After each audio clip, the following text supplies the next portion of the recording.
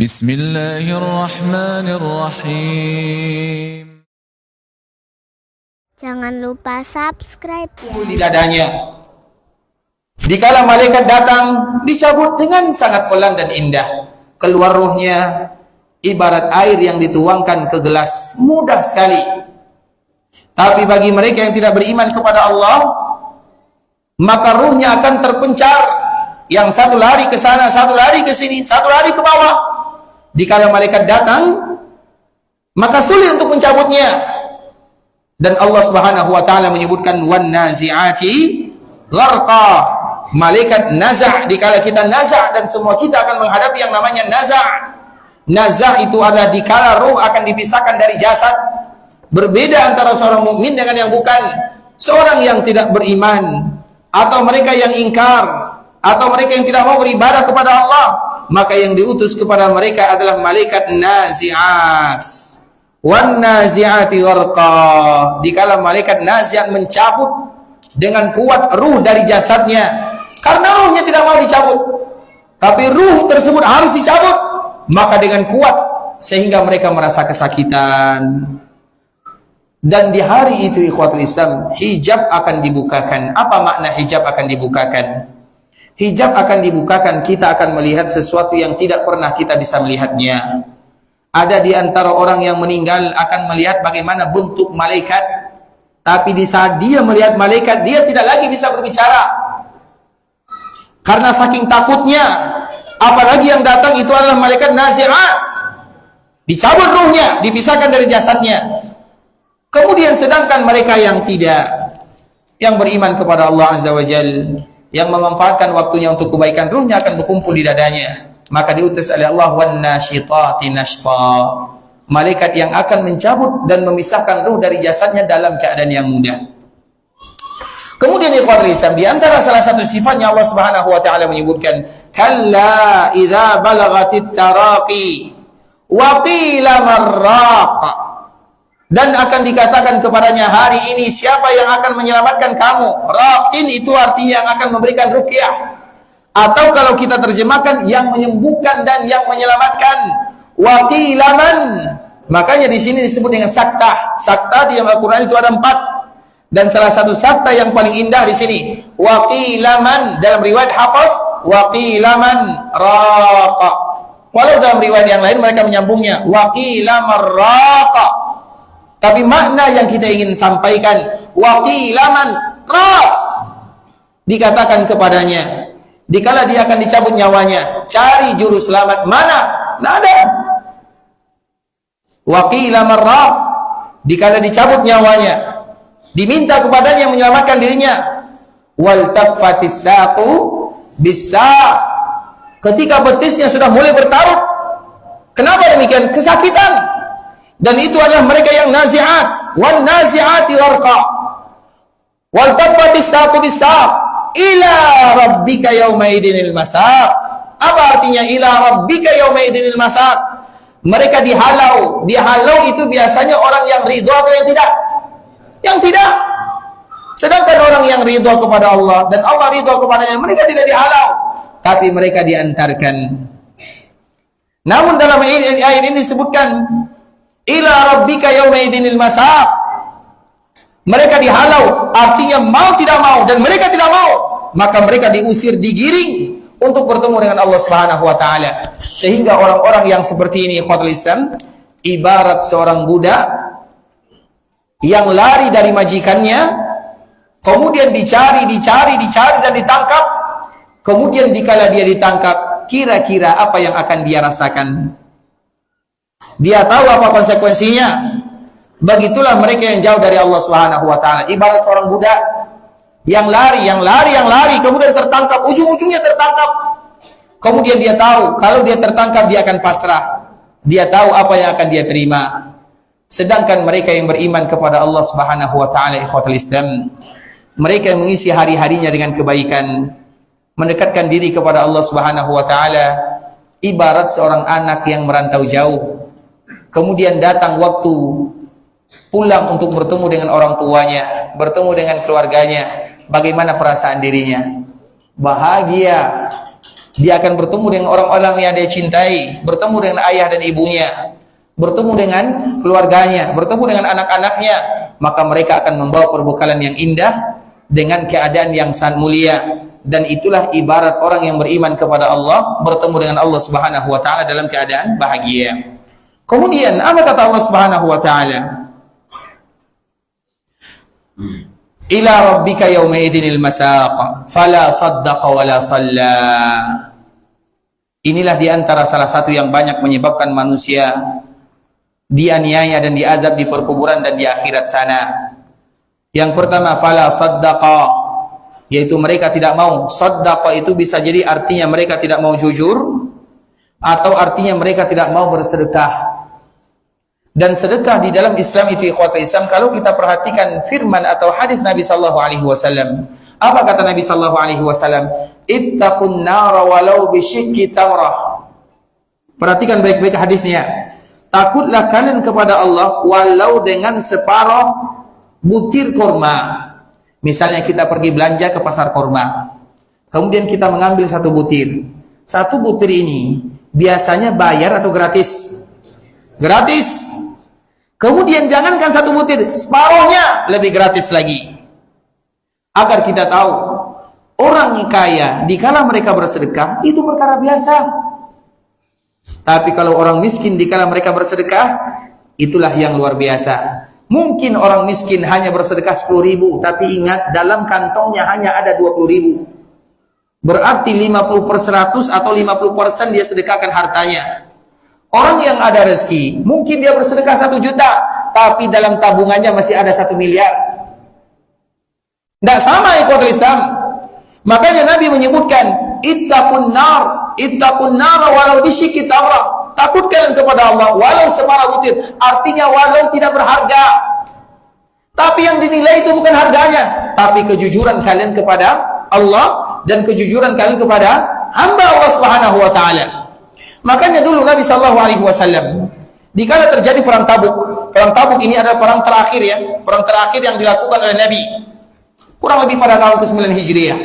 Perang Tabuk ini di musim panas dan di musim fakir, betul-betul sulit. Nabi tidak bisa mengajak semua para sahabat ikut, karena kalau diajak Nabi bertanggung jawab. Persiapannya, perbekalannya harus ada persiapan. Kemudian ada di antara mereka yang datang 1,5 mud, ini 1 mud namanya. Kalau ini setengah mud namanya. Mereka bawa setengah mud korma untuk membantu pasukan yang berperang dan berjihad bersama Nabi. Kira-kira satu ini berapa isi korma yang bisa kita ambil? 5 atau 6? 10 nggak mungkin. 10. Kecuali kormanya sebesar kelereng ya, yang kecil-kecil. Tapi kalau besar nggak mungkin. Di bawahnya 5 butir korma. Yang lain mengajar, 5 korma ini apa manfaatnya untuk pasukan besar? Nggak ada. Tapi ingat, mungkin dia tidak lagi punya korma di rumahnya. Artinya semua hartanya diinfakkan di jalan Allah Subhanahu wa taala. Mereka menangis dan mereka sama pahalanya dengan orang yang berjihad di jalan Allah Subhanahu wa taala. Artinya ikhwatul Islam, di antara salah satu yang paling memudahkan urusan kita di akhirat dikala kita berjumpa dengan Allah adalah rajin-rajin bersedekah. Walau kalau seandainya kita tidak bisa bersedekah dengan jumlah yang sedikit, maka bersedekah dengan jumlah yang banyak. Ya atau tidak? Lan tanalul birra hatta. Ayat ini kita tidak akan dapatkan semuanya. Jarang di antara kita yang bisa mendapatkan. Lan tanalul birra hatta tunfiqu mimma tuhibbun. Biasanya yang kita sedekahkan itu sisa-sisanya atau intinya. Macam mana masuk surga ya kalau sisa-sisanya? Beli baju kalau sudah dipakai baru disedekahkan. Yang baru dibeli tidak pernah beri santuan kepada anak yatim yang sisa-sisa baju kemarin. Yang baru dibeli kita tidak mau memberikan. Lan tanalul birra hatta tunfiqu. Belajar bersedekah dari sesuatu yang kita sukai. Tidak salah mereka yang bersedekah dengan sesuatu yang sisa, tidak salah. Tapi belajar sesekali bersedekah dari sesuatu yang kita sukai. Terlepas daripada itu semua ikhwatul Islam, di antara salah satu yang paling membuat kita mudah berurusan di akhirat adalah dengan bersedekah. Makanya di saat itulah keluar nasihat Imam Syafi'i rahimahullahu taala. Imam Syafi'i rahimahullah yang bernama Muhammad bin Idris dia memiliki nasihat yang indah. Apa kata Imam Syafi'i? Berapa menit lagi? Kita masuk? Azan dulu ya. Berapa menit? Ada 1 menit? Baik. Imam Syafi'i rahimahullahu ta'ala memberikan nasihat yang indah kepada kita bersama.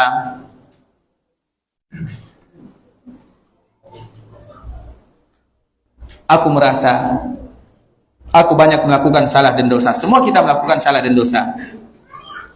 Kemudian aku lihat apa kira-kira ibadah yang paling mudah menghapuskan salah dan dosa atau membuat kita tidak selalu terjatuh kepada salah dan dosa.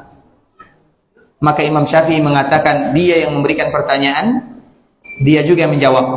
Jawabannya setelah Isya. Kita melanjutkan bagaimana kejadian yang harus kita hadapi atau nasihat yang disebutkan oleh Imam Syafi'i rahimahullahu ta'ala ikhwatul Islam. Kami memiliki sebuah riwayat atau sebuah kisah yang mungkin bisa kita ambil pelajaran darinya.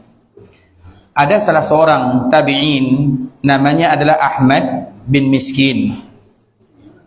Karena dialah yang menceritakan riwayat ini, namanya Ahmad bin Miskin. Kemudian ceritanya terjadi kepada salah seorang yang bernama Abu Nasr As-Sayyad. Abu Nasr ini adalah seorang yang betul-betul fakir dan miskin. Kemudian dia punya keluarga, punya anak dan punya istri. Apa yang terjadi ikhwatul Islam? Istrinya sudah menangis, anaknya sudah menangis karena betul-betul berada di dalam kefakiran yang luar biasa. Tiba-tiba ikhwatul Islam, karena begitu menyedihkan kehidupannya, maka dia datang kepada Ahmad bin Miskin, minta pendapat apa yang harus aku lakukan. Aku ingin membelanjakan keluarga aku, belum makan, mungkin sudah berapa minggu mereka belum makan. Artinya betul-betul dalam keadaan fakir ikhwatul Islam. Kemudian apa yang terjadi? Maka Ahmad bin Miskin mengatakan, ayo kita pergi ke laut. Bisa jadi di sana nanti Allah Subhanahu wa taala memberikan rezeki kepadamu. Maka di saat itulah dia sedang membawa alat pancing kalau bahasa kitanya, atau apa namanya? Jala ya. Baik. Kemudian ikhwatul Islam, maka dibawakan, apa kata Ahmad bin Miskin? Baca dulu bismillah. Maka dia pun mengucapkan bismillah. Dikala dia mengucapkan bismillah, maka dia melemparkan pancingannya atau alat tangkap ikannya, dan Allah Subhanahu wa taala berikan rezeki kepadanya ikan yang besar. Kemudian apa kata Ahmad bin Miskin kepada Abu Nasr As-Sayyad ini? Silahkan kamu jual ikannya, kemudian nanti semoga dengan kamu bisa menjual ikan, kamu bisa memberikan makanan. Maka alhamdulillah ikhwatul Islam, Abu Sayyad, namanya Abu Sayyad atau Abu Nasr As-Sayyad, dia menjual ikannya dan pada akhirnya dia bisa membeli, kalau bahasa kitanya beli sandwich. Yang satu isinya daging, yang satu isinya makanan yang lain. Kemudian dua sandwich ini, yang satu untuk istrinya, yang satu untuk anaknya. Kemudian pada akhirnya dikala dia sudah bahagia melihat istrinya akan kenyang, anaknya tidak akan lagi menangis, tiba-tiba ikhwatul Islam, di saat yang sama dia melihat seorang wanita yang sudah tua bersama anaknya, sebagaimana istri dan anaknya menangis, tatapan matanya tertuju kepada Abu Nasr As-Sayyad. Abu As-Sayyad ini, Abu Nasr As-Sayyad bimbang, ragu, anakku atau orang ini? Sama-sama susah, sama-sama sedih, sama-sama lapar, sama-sama dalam keadaan betul-betul menyedihkan. Maka di saat itulah tertarik hati Abu Nasr As-Sayyad ini, ya Allah mudahkan urusanku. Maka di saat itu juga ikhwatul Islam, dia datang memberikan makanan yang semestinya untuk anak dan istrinya diberikan kepada wanita yang tadi juga meminta bersama anaknya. Makanya kalau ada di antara kita yang merasa ada orang yang perlu membutuhkan, jangan kita tanya bagaimana keadaannya, jangan, tidak usah. Lakukan kewajiban kita sebagai seorang muslim, selesai. Bagaimana keadaannya, bagaimana dia, itu urusan dia dengan Allah Azza wa Jalla. Kemudian ikhwatul Islam, maka dia pun memberikan makanan tersebut kepada dua orang wanita ini, wanita dan anaknya. Habis makanan untuk dirinya, maka dia ingin pulang bersama keluarganya, ingin menyebutkan kalau makanan kita sudah habis. Tiba-tiba, coba lihat bagaimana pertolongan Allah Subhanahu wa taala. Mudah sekali ikhwatul Islam. Makanya kalau ada di antara kita yang susah untuk keluar dari kesusahan, maka keluarkan orang lain dari kesusahan. Teman kami sekarang dia tinggal di Jakarta ya. Dia satu kampus, satu angkatan dengan kami. Dia khusus di bidang orang-orang berhutang, atau di bidang orang-orang yang intinya orang-orang berhutang. Nah, di antara salah satu bagaimana supaya hutang lunas, cara dia, setiap yang berhutang, ini bukan hutang-hutang biasa ya, bukan hutang 1 juta, 2 juta, miliaran. Kalau hutang 1 juta, 2 juta itu semua kita pasti berhutang. Artinya kebanyakan kita berhutang. Tapi ini miliaran. Nah, dikala di antara salah satu cara dia untuk melunaskan hutang adalah pergi melaksanakan ibadah umrah. Kalau menurut kita, apa hubungan lunas hutang dengan umrah? Tidak nyambung. Tapi itulah aturan yang disebutkan oleh Allah Subhanahu wa ta'ala. Bisa jadi dengan pergi umrah, berdoa kepada Allah, meminta kepada Allah, dimudahkan urusannya. Begitu juga dengan orang ini, anaknya lapar, orang lain juga lapar, tapi dia dahulukan orang ini. Kemudian dia membawa kembali pulang dengan tangan kosong. Sebelum dia sampai ke rumahnya, tiba-tiba ada yang bertanya, Aina Abu Sayyad, Aina Fulan, mana Abu Nasar? Maka orang mengatakan, Abu Nasar itu dia, yang dalam keadaan kebingungan.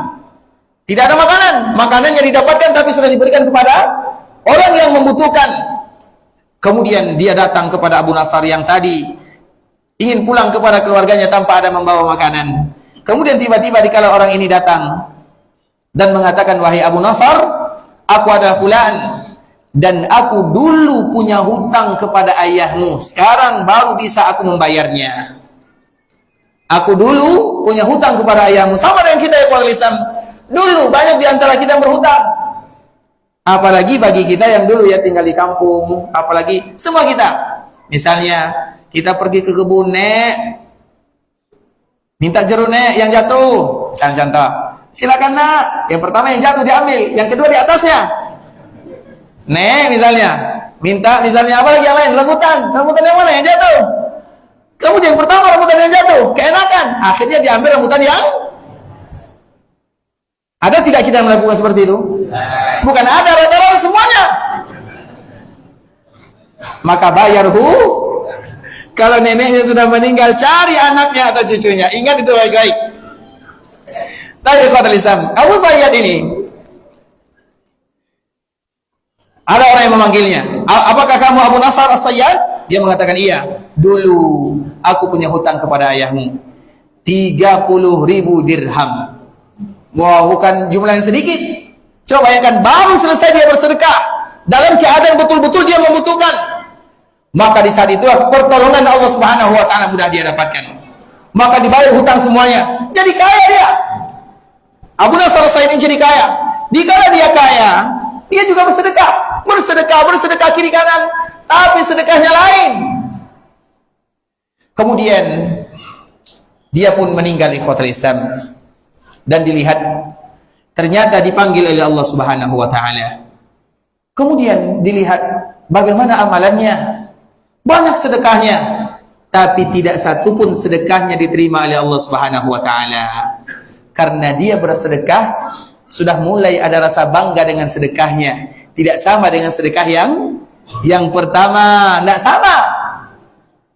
Kemudian dikala hampir dimasukkan oleh Allah Subhanahu wa ta'ala ke dalam api neraka, maka di saat itulah dia melihat apakah tidak ada lagi amalan yang lain. Maka di saat itulah Allah mengatakan, tidakkah kamu ingat dulu dikala ada seorang wanita bersama anaknya meneteskan air mata, dia minta sedekah, kemudian kamu berikan makanan itu kepada dirimu atau kepada dirinya, padahal anak dan istrimu memerlukannya. Allah Subhanahu wa ta'ala ampunkan dosanya bukan karena sedekahnya yang banyak, enggak, tapi karena sedekahnya yang pertama. Dan kalau kita perhatikan ikhwatul Islam, begitu juga para sahabat. Para sahabat itu banyak di antara mereka meninggal. Kemudian sebelum mereka meninggal, mereka mengatakan, ceritakan kepadaku tentang raghif. Apa itu raghif? Raghif itu roti yang terbuat dari gandum, yang harganya mungkin 1.000 rupiah. Raghif namanya. Yaitu roti yang tidak berharga istilahnya. Mereka tidak bertanya tentang sedekahnya yang banyak, enggak. Tapi mereka mencari sedekahnya yang sedikit. Tapi dikala mereka bersedekah di waktu-waktu yang sulit dan di waktu-waktu yang mereka memerlukannya. Oleh karenanya ikhwatul Islam, ingatlah, di antara salah satu penyesalan kita yang paling luar biasa disebutkan oleh Allah Subhanahu wa ta'ala, ya ayyuhalladzina amanu la tulhikum amwalukum wala auladukum an dzikrillah wa may yaf'al dzalika fa ulaika humul khasirun wa anfiqu mimma razaqnakum min qabli an ya'tiya ahadakumul maut fayaqula rabbi laula akhartani ila ajalin qarib fa asaddaq. Coba perhatikan. Sedekahlah kalian, berinfaklah di jalan Allah, bantu orang-orang yang memerlukan sebelum ajal kalian datang. Dan ketika ajal datang, fayaqul, ya Allah, berikan kepadaku tangguh walau 1 menit, walau 1 hari, walau 1 jam. Kemudian apa yang kita inginkan? Fa asaddaqa wa akum minas salihin. Aku akan bersedekah.